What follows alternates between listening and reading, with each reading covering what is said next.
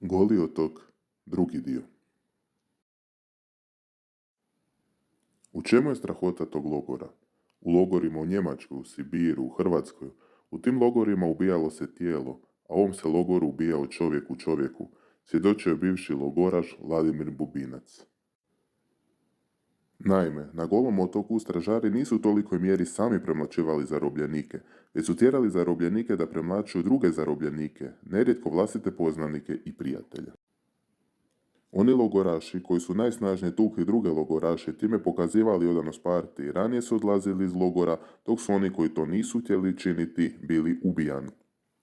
Logorašica Vera Winter rekla je: "Svi smo tučeni, svi smo mi tukli druge.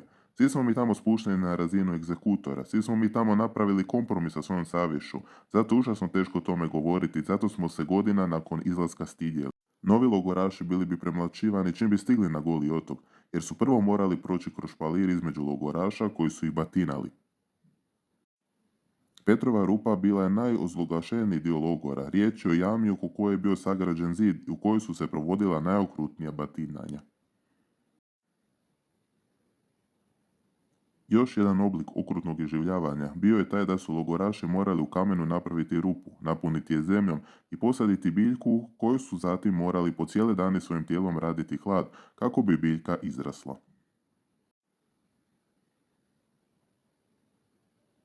Rezultat toga je da Goli otok danas više nije gol, kako mu ime kaže, već u dobroj mjeri prekriven šumom.